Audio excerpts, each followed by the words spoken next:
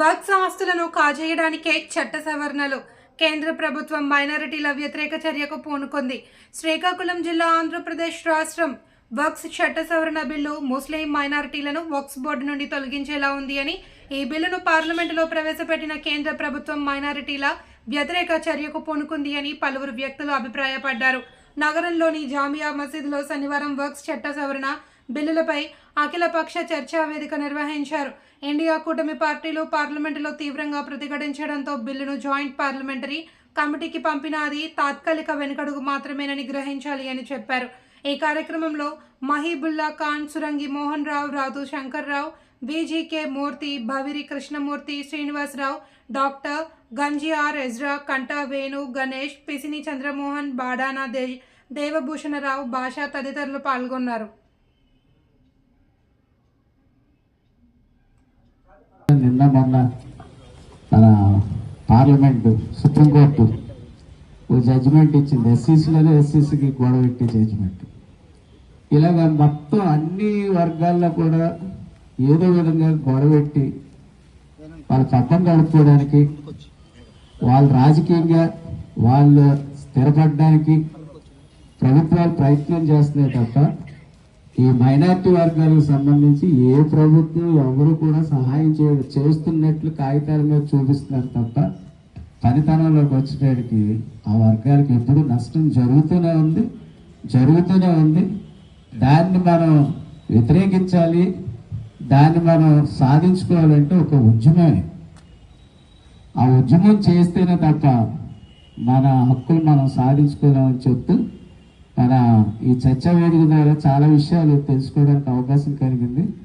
ఖాన్ గారు ఎప్పుడు ఏ నిర్ణయం తీసుకున్నా ఈ వర్గాలకు సంబంధించి మా మద్దతు కూడా ఉంటుంది. అటు మీడియాలో ఒక వర్గం నుంచి మా సపోర్ట్. ఇప్పుడు ఈ వక్ఫ్ బోర్డు బిల్ అనేది ప్రవేశపెట్టిన తర్వాత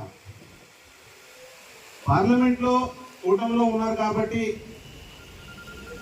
అక్కడ ఎటువంటి గొడవలు జరగకూడదు కాబట్టి అక్కడ దానికి సపోర్ట్ చేసిన దానికి ఇంటర్నల్గా ఎలా అయితే ప్రజలకి అంటే ముస్లిమ్స్కి మేలు జరుగుతుంది, అలాగే ప్రజలకు కూడా. అంటే వక్ఫ్ బోర్డు ఆస్తుల్లో ఒక ముస్లిమ్సే నివసించట్లేదు, హిందువులు కూడా చాలా మంది ఉన్నారు.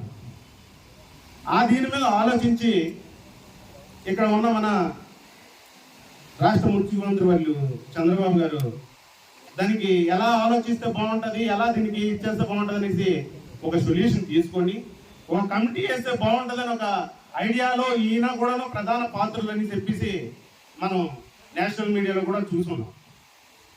అలాగే ముస్లిమ్స్కి మేలు జరుగుతుంది ఏదైనా అనుకుంటే పక్క స్టేట్ల సంగతి మనకు తెలియదు, కానీ మన స్టేట్లో మాత్రం ఇంతవరకు ముస్లిమ్స్కి ఎటువంటి ఇబ్బంది లేకన్నా ఈయన ముందున్న ముఖ్యమంత్రులు కానీ ఇప్పుడున్న ముఖ్యమంత్రులు కానీ అనుకూలంగానే మన ముస్లిమ్స్కి మనుగడ సాగించడానికి మంచి వాతావరణం క్రియేట్ చేస్తున్నారు.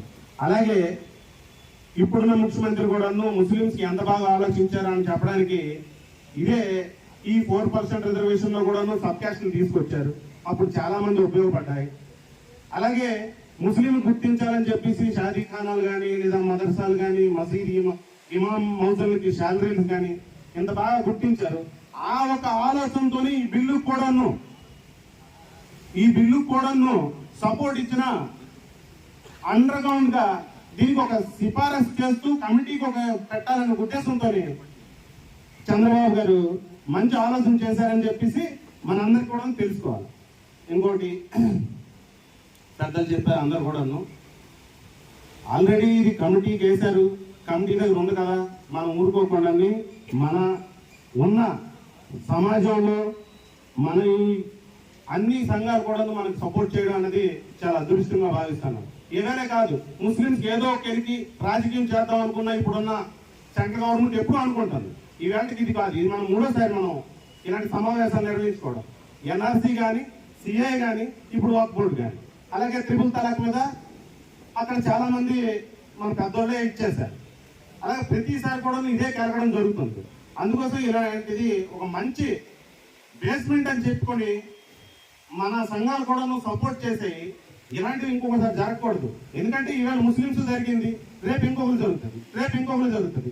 ఆల్రెడీ చూడండి ఒక బిల్లు పాస్ చేసేది మన మాదిక సంఘాలు ఏదో చేశారు, దాని మీద ఇంకొకరు చేస్తున్నారు. దానికి ఇంకా చాలా కాంప్లిమెంట్ తీసుకొచ్చి దానికి ఇన్ని ఆంక్షలు పెట్టారు. అలాగే వాళ్ళకి సక్సెస్ చేయకూడదని ఆంక్షలు, మంది సక్సెస్ చేయాలని ఆంక్షలు. ఇలాంటి పరిణామాలు మంచిది కాదని చెప్పేసి సీఎం గారు, మన ఆంధ్రప్రదేశ్ సీఎం గారు కూడాను చాలా చక్కగా ఆలోచిస్తున్నారు. చాలా చక్కటి వాతావరణాన్ని కూడా మనకు క్రియేట్ చేస్తున్నారు.